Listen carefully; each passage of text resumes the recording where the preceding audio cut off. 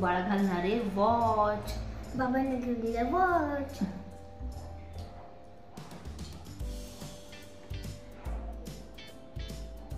मला बेड खूप आवडला.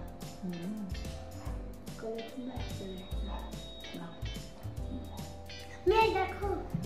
चालेल.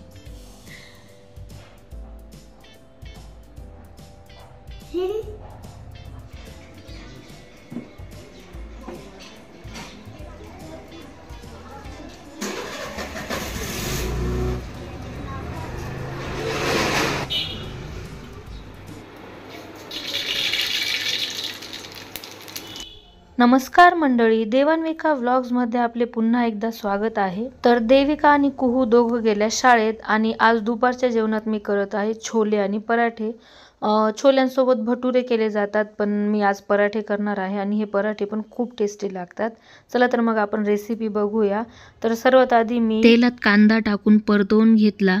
त्यानंतर टमाटा, हिरवी मिरची, लसूण आणि आलं हे सर्व मिक्सरमध्ये वाटून घेतलं. कांदा परतवताना त्यात हळद आणि मीठ टाकलं, त्यामुळे कांदा लवकर शिजतो. त्यानंतर हे दळलेलं वाटण त्यात घातलं. मी रात्री छोले भिजत घातले आणि सकाळी तेल, मीठ, हळद आणि तेजपान टाकून कुकरला 20 मिनिटं शिजवून घेतले.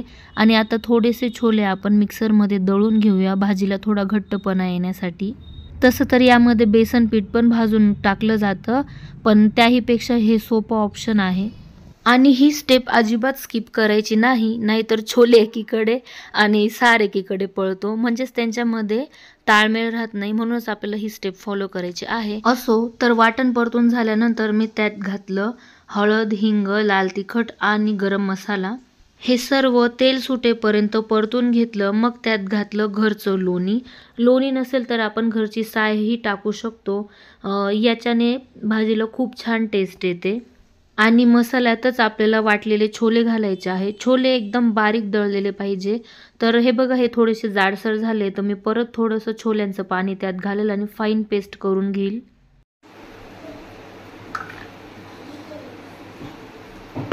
तर छोले दळून झाले आहेत आणि हे मी आता मसाल्यात घालून त्यात थोडंसं छोल्यांचं पाणी टाकून झाकण ठेवून शिजवून घेईल. असं केल्याने भाजीला तेल लवकर सुटतं.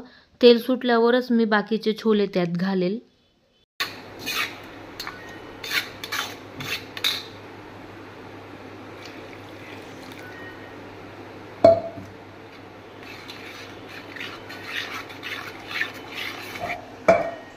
तर तुम्ही बघू शकता भाजीला छान तेल सुटलेलं आहे. तेल सुटल्यानंतर मी त्यात राहिलेले सर्व छोले टाकून दिले. त्यानंतर जे तेजपान मी शिजताना टाकलं होतं ते काढून घेतलं, कारण आता त्याचं काम झालेलं आहे. आता मी ही 10 ते 15 मिनटं भाजी उकळून घेईन. तोपर्यंत आपण पराठे करूया. पराठ्यांसाठी मी गव्हाच्या पिठात तूप, मीठ आणि पाणी घालून कणिक मळून घेतलं.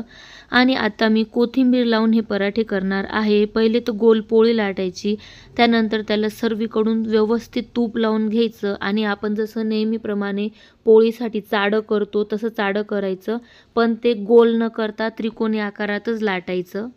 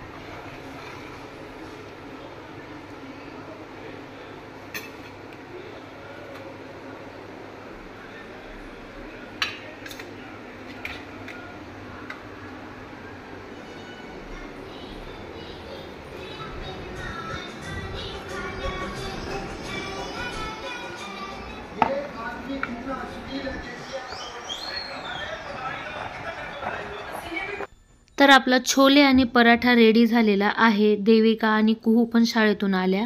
देविकाला तर मी वाढून दिलं. कुहू किड्स रूममध्ये खेळत आहे. तर आपण बघूया की ती काय खेळते.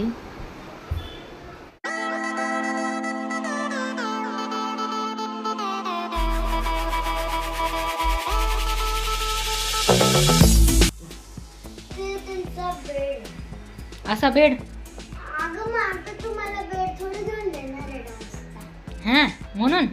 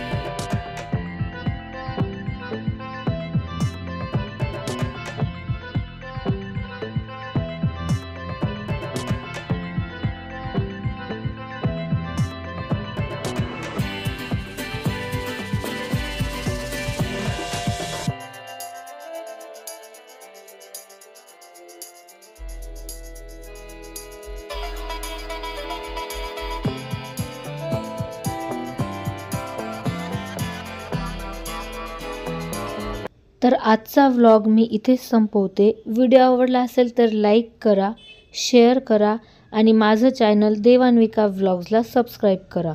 लवकरच भेटूया आपण पुढच्या व्लॉगमध्ये. तोपर्यंत बाय.